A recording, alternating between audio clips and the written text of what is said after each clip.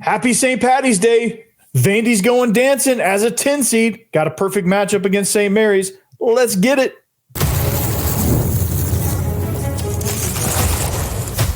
You are Locked On Vandy, your daily podcast on the Vanderbilt Commodores.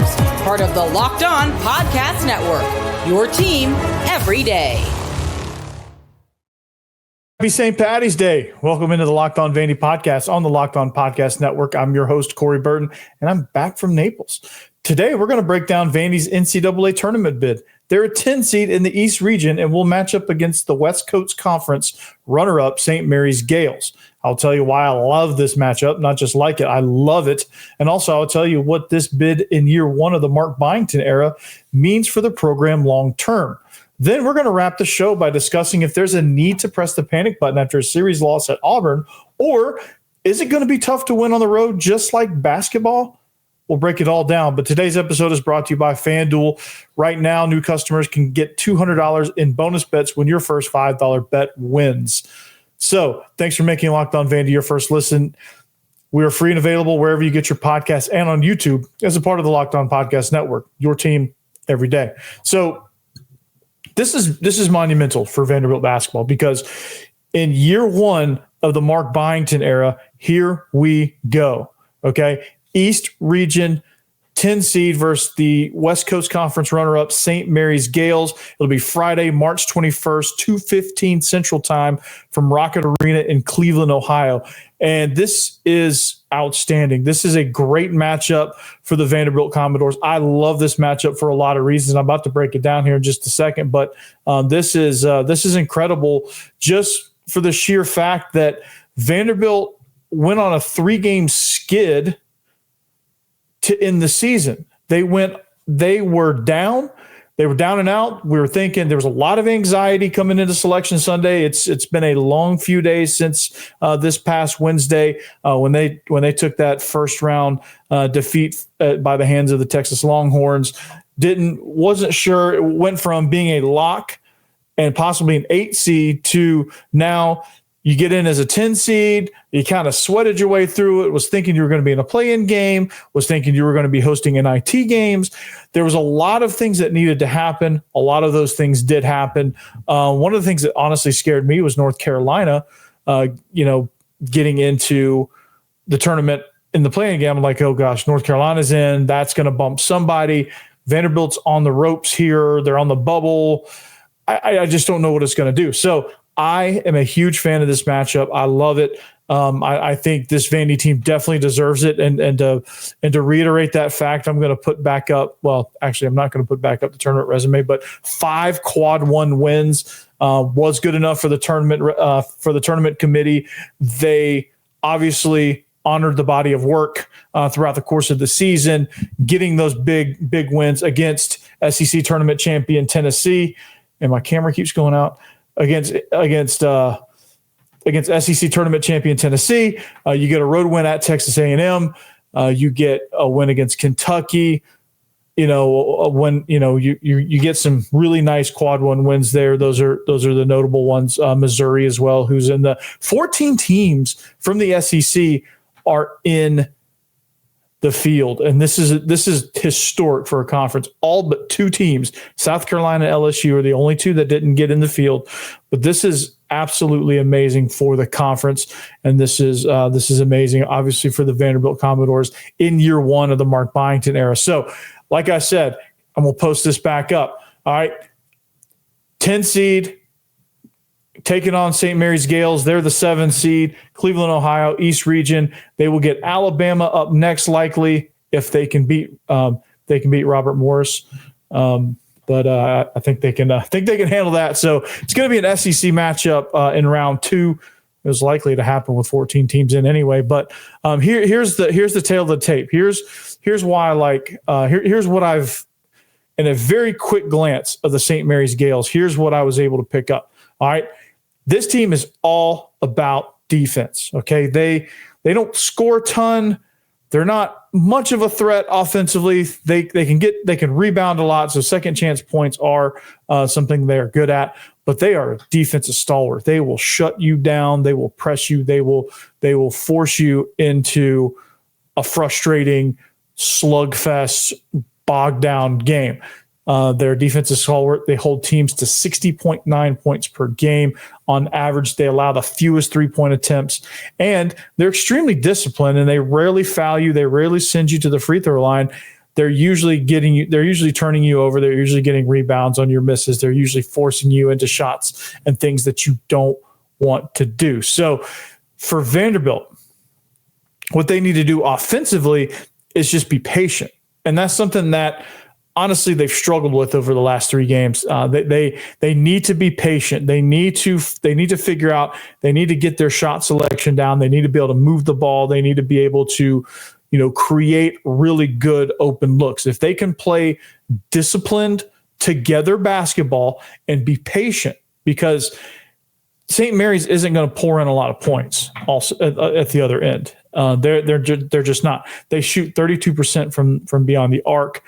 If Mikey Lewis, and I'll put this graphic back up again, their big player to watch is Mikey Lewis. If he's not getting after it, if he's not scoring, they're just not, they kind of go through him. And so they don't put a whole lot of points on the board, which means if Vanderbilt's patient, they take their chances and they don't take forced shots. They don't take everything, if they can take the points that St. Mary's is willing to give, if they can win a 62-59 game, if they can win a low-scoring slugfest, which I think they can do, because Vanderbilt's pretty dang good at defense themselves. They are good at suffocating teams as well. They are good at getting teams into frustrating situations and forcing teams to really kind of play a style of basketball that they're not really comfortable with, which a lot of teams want to 1-2 pass, shoot an open look or things like that. When they're communicating well and they are and they are on point as far as their positioning and things that, getting in passing lanes and forcing teams to really work the ball and earn a chance to get to the rim or earn a chance at getting an open look from beyond the arc, then, teams that can capitalize off of that are the teams that usually beat Vanderbilt. And, Texas was able to do that.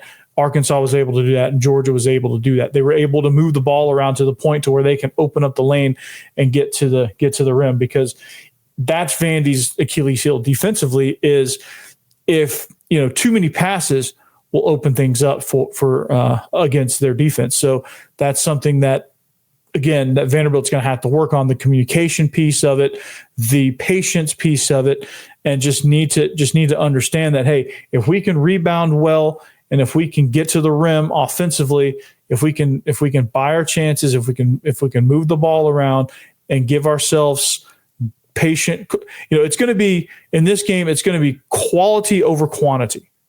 Okay, that's what it's going to be. It's going to be quality over quantity. So you want an emphasis on quality of shot, not quantity, because in some of these games, Vanderbilt's just throwing up shots left and right. They're trying to get, and against teams that are really good at pressing and really good at transition basketball and really good at putting points up on the board quickly.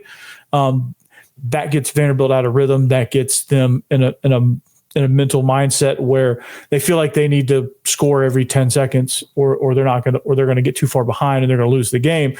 That's not going to be the case against St. Mary's. Against St. Mary's, it's going to be a case of, hey, can you basically hold them up?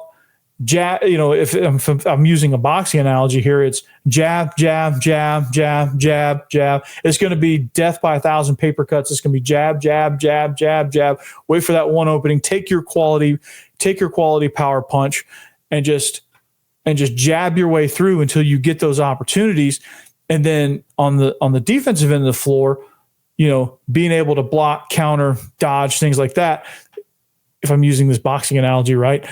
Just being able to avoid those big catastrophic haymakers getting landed on you by way of big time threes, massive runs where, an 8-0 run in this game could be catastrophic for either team. If Vandy can get on an 8, 10, 12-0 run at some point, I think that could be enough to kind of keep pushing that needle ahead, because I'm not sure that St. Mary's is a team that can overcome those those deficits by pouring a lot of points in and things like that. They have to work to get points. And to counter that, they force other teams to have to work even harder. This is how they win. They force other teams to work harder than they have to get points. And so they really are able to slow down the game. They're able to bring it down to a crawl. This is just my instant analysis. I'm gonna dive deeper as we get closer to Friday. I got all week to kind of break down the Gaels and how they play basketball. But it's gonna be fun to kind of take a look at what they have to offer throughout the course of the week. What aspects of their team is more dangerous than others. But just from a quick glance, hey, it's Selection Sunday. We just found out we're playing St. Mary's. Snapshot, what do?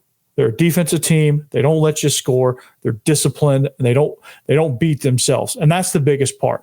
And for Vandy, honestly, as I said, going into Georgia, as I said, going into the first SEC tournament game against Texas, none of this matters if you can't be patient enough to take quality shots. And if you get out of your identity, they're so identity driven. If you get out of your identity, St. Mary's is a team that can make you pay by way of suffocating you like a boa constrictor. And, you're going to end up on the wrong end of one of the lowest point totals in the NCAA tournament history because St. Mary's plays that good of defense. Next thing you know, you're going to blink and you're going to be shooting 22% from the field. And it's going to be a final score of like 60-48. And you're going to be wondering, how do we score so few points? So that's something to kind of look at as far as that goes. So this week of practice, they're going to have to figure out, how do we get through a tough defense? How do we get through this tough shell of a team in St. Mary's? How do we get the advantage, get the upper hand on the boards? How do we get the ball in the basket? And it's creating quality shots, and we'll figure out how to do that as we go through the week. But the quick glance is this. One more time, take a screenshot. Let me know what you think of this matchup in the comments. East Region, St. Mary's versus Vanderbilt. Vanderbilt, the 10 seed. St. Mary's is the 7 seed. It's going to be Friday, about 2:15 Central Time. So I'll be getting right out of school right in time for this game to take place. It's at Rocket Arena in Cleveland, Ohio. This is going to be a fun one. Vandy's back in the dance, and they're ready to go. So leave in the comments, are you going? If you're going, let me know where you're sitting. Let me know what your thoughts are on this game. But one more time here, this is kind of like the very quick get to know St. Mary's Gaels. This is like the speed dating version of it. We'll get to know them better throughout the course of the week. But their player to watch is Mikey Lewis, and their defense stalwart. So this is going to be fun. So what does this do long term, though? For year one of Mark Byington, they're in the dance. What does this do to the program long term? What does it do if they win? They get a matchup against Bama if they do win, if they can pull this one off. What does it do to the program long term? What does it mean for Mark Byington, for this Vanderbilt program long term? We'll talk about that next. Stick around. All right, but first, eating healthy doesn't mean it has to be complicated. With Factor, you get chef-made, dietitian-approved meals that are ready to heat and eat in just 2 minutes, so you can fuel your body without the hassle of cooking. Factor meals arrive fresh, never frozen, and with 40 options across 8 dietary preferences each week. You can customize your menu to fit your goals, whether that's Calorie Smart, Protein Plus, or Keto. So convenience meets nutrition. I love that because I love how Factor keeps you on track with healthy, delicious meals without time-consuming prep. You just pop them and ready to go. 2 minutes or less. All right, variety. The Korean beef bowl and the creamy Parmesan chicken are some of my favorites. They taste homemade, but take no effort whatsoever. I especially love the creamy Parmesan chicken. That's one of my all-time favorites. So Factors also offer smoothies, breakfasts, and snacks. So you always have something nutritious ready to go. It fits into any plan, like I said. So eat smart with Factor. Get started at factormeals.com/factorpodcast and use Factor Podcast to get 50% off your first box plus free shipping. That's code FACTORPODCAST at factormeals.com/factorpodcast to get 50% off plus free shipping on your first box. All right. Do you need to get the supplies you need from the site made for skilled trades? Supply House. That's where you go. Whether you're in plumbing, HVAC, or electrical work, Supply House is a reliable way to order products online. Their easy-to-use website is packed with helpful resources and the latest product info to help you get the job done right. Plus, with a complete inventory of over 200,000 parts from 400-plus top brands, you'll find exactly what you need delivered fast from coast to coast. Need help with an order? Supply House offers expert support and industry-leading service, so you'll always talk to a real person. And for trade pros looking for that extra edge, their free Trade Master program offers exclusive perks like dedicated phone lines, free shipping, and discounts on every order. Thousands of skilled professionals are already taking advantage. Now it's your turn. So join the Trade Master program today at supplyhouse.com/TM and start ordering plumbing, HVAC, and electrical supplies with just a few clicks. Plus, use promo code SH5 for 5% off your first order. That's supplyhouse.com.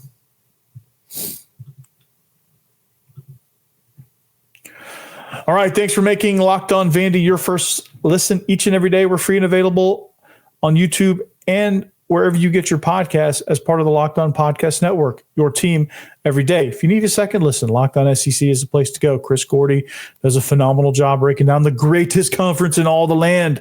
And if you don't believe it, 14 teams in the big dance is proof enough that this is the greatest conference in all the land, because we already rule football.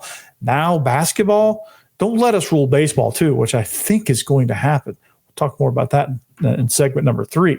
If you need some more detailed stuff, like there's 14 other podcasts on this network. Well, actually, I take that back. We don't have Locked On Mississippi State, but there's a bunch of other podcasts that represent 13 of the other 13 teams that are in from the SEC. So Locked On Ole Miss, talk about that. You know, Steve thinks that NCAA kind of jobbed them a little bit, kind of gave them a little unfair seeding and matchup and regional matchup with a potential to face North Carolina in the first round as a 6 seed, and with North Carolina being an 11 seed. So, check him out. He's got some great insight on that. Zach Lackerby of Locked On Auburn, they're the number 1 overall seed. Figure out what he thinks about all that. They're possibly getting, as a number 1 overall seed, they're getting rewarded with a potential second round matchup with the Louisville Cardinals. Talk about bad luck. Louisville being an 8 seed as the 13th ranked team in the country. I don't love that. I don't love that for Louisville, at least. And if you're an Auburn fan, you definitely don't love that as a potential second round matchup. If you're thinking the potential of winning the whole thing. So lots of other podcasts, Locked On Bulldogs with Clint Shamblin. The Dogs are in too for the first time in what feels like forever. They come in as a 9 seed. They face Gonzaga, the West Coast Conference champions. So Vanderbilt and Georgia have something in common as they take on the top 2 teams from the West Coast Conference. So, they take on the Zags, and Vandy here, we take on the Gaels. So, but I asked a question before we broke. What does this mean long-term for Vandy basketball? So I'll tell you what it means long-term. This couldn't be a more perfect scenario as far as NIL, recruiting, marketing, things like that, because I think that Vanderbilt in basketball in the past, they've always been well respected, but never really did a whole lot with that. They've always been kind of that mid-level team in basketball that's had enough success to be considered good most of the time and to be well respected. Their venue's always been considered one of the toughest places to play. They've always been that team that's just like, hey, it's Vanderbilt. They're good. Are they ever going to break through? I don't know.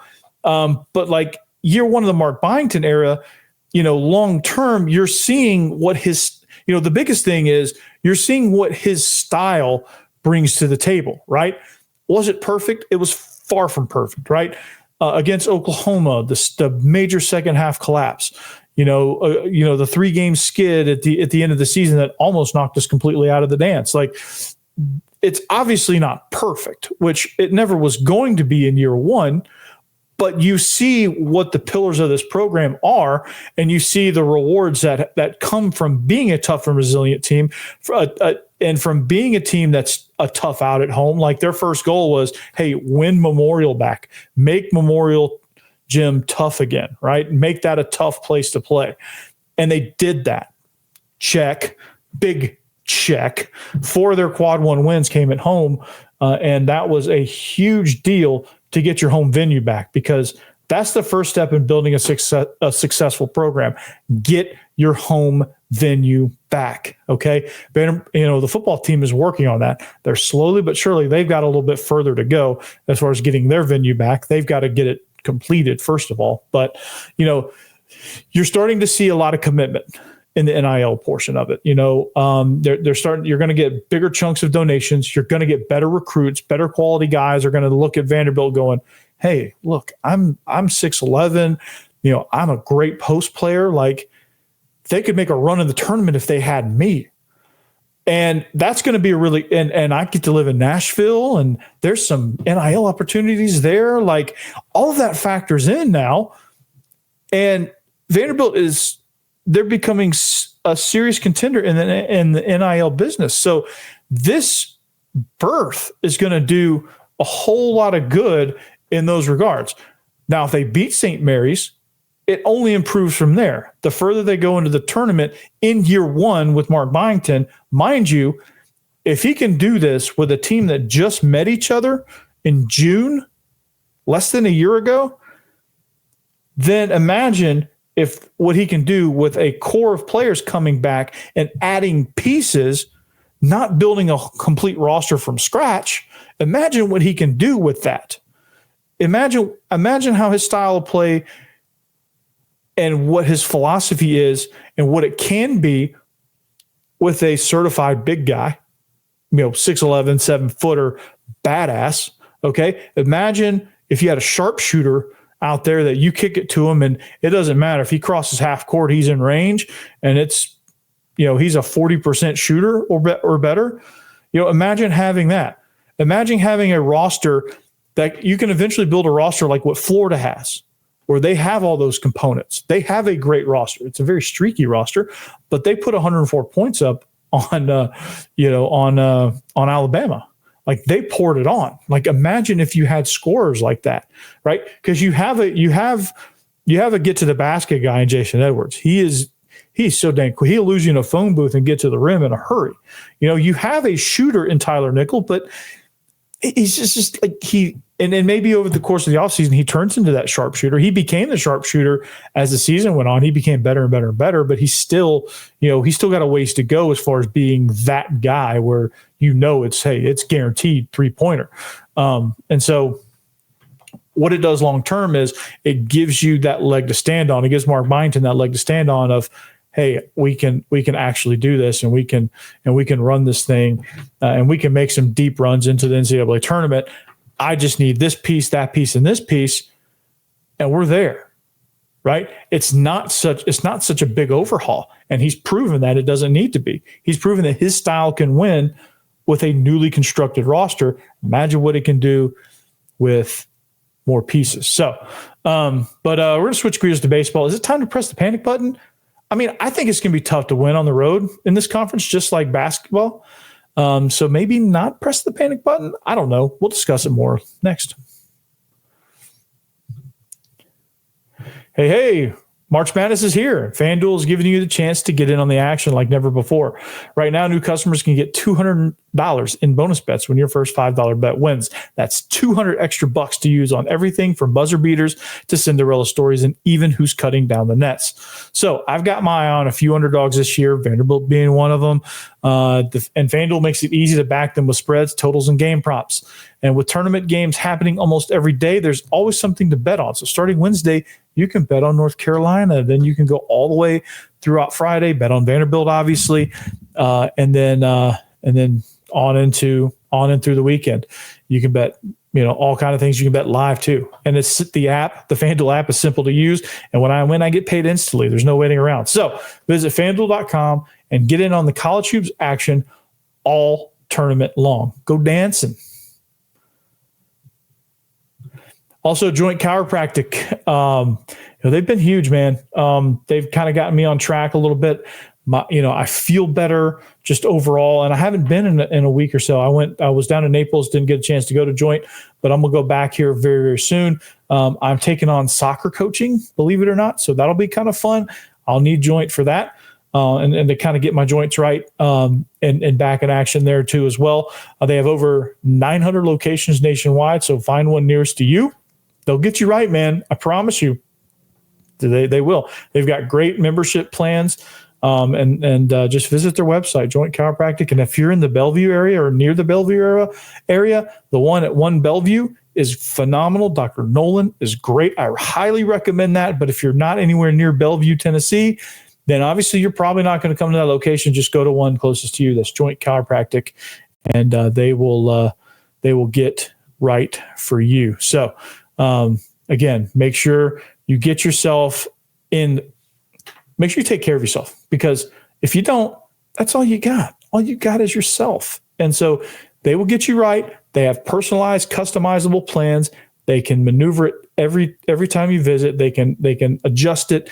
They can, that's kind of a pun, right? They can get you right, and they can get everything broken down for you. And it's absolutely amazing. So visit Joint Chiropractic.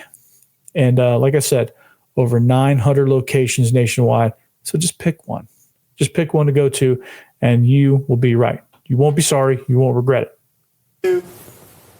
The NCAA tournament is here, and so is the Bracket Breakdown. Locked On Podcast Network and Amazon Fire TV channels are teaming up to deliver NCAA tournament coverage like never before. Watch studio shows featuring former players and Locked On's local experts as they guide you through every upset, buzzer beater, and bracket matchup. Stream it all for free on Amazon Fire TV channel. Search Bracket Breakdown to see it all for free. It's your team every day.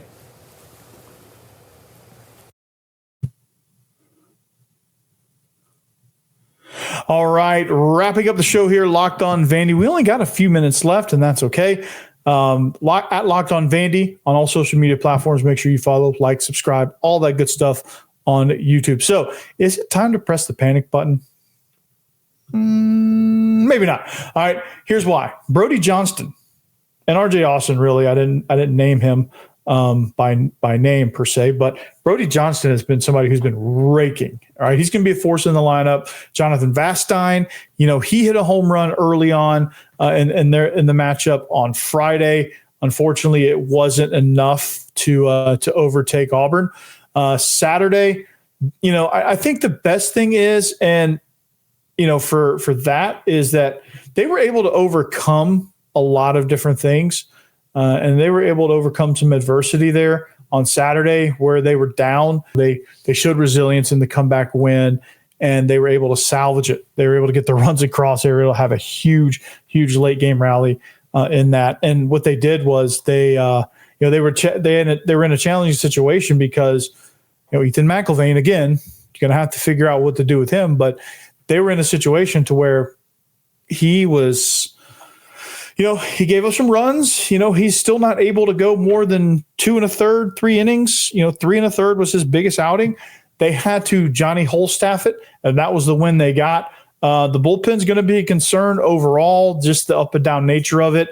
And I don't know if that's a college baseball thing or if that's something specific to Vanderbilt.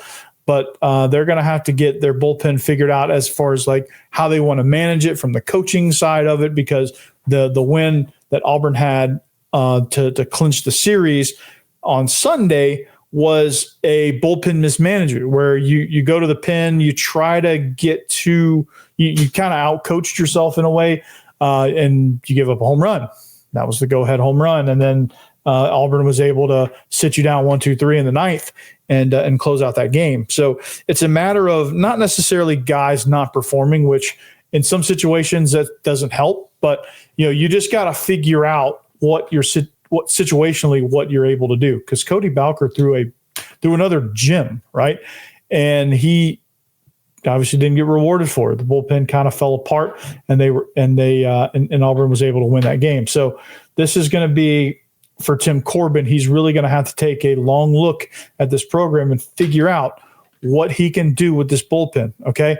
And then the hitting, it just, and this might be a road thing. I don't know, but he's got, these bats have got to figure out, okay, we need some runs in crucial situations. And it might be kind of like what Mark Byington's crew goes through in some of these second half collapses that they've had throughout the regular season. It's just one of those mental blocks where you feel kind of panicked and you feel like you have to get a whole bunch of runs at once, and you start flailing it. From a baseball perspective, you start flailing at everything. You roll over, a dribbler to third or to second if you're a lefty. You pop things up, you strike out, you're swinging at bad pitches, you're getting behind in the count, you're not making pitchers work. The plate approach, in summary, the plate approach just kind of goes by the wayside, and you just kind of start flailing, and you just kind of you're living on hopes and prayers, and that's not going to work in baseball. And a good pitcher, which there's a lot of these in the SEC, a good pitcher will sit you down. And so that's something they got to work on. It's just a mindset thing, I think. And, they just kind of get out of rhythm. And in baseball, that's going to happen from time to time.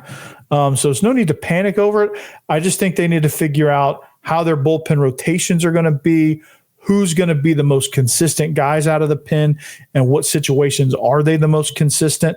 Because Hawks is going to be your best guy, but you can't use him all the time. So you got to find, Miller Green, I think, has had some really good outings. Nye is going to be Austin Nye. I think is going to be somebody that he might end up being in that Saturday starting spot. If not, maybe he's somebody that can come out of the pen and throw some quality innings on the weekend and get a midweek start to kind of keep you on track. So they've just got some answers, and early in conference play is not really the time you want to answer a whole lot of those questions, but things are going to, with baseball, things come up constantly.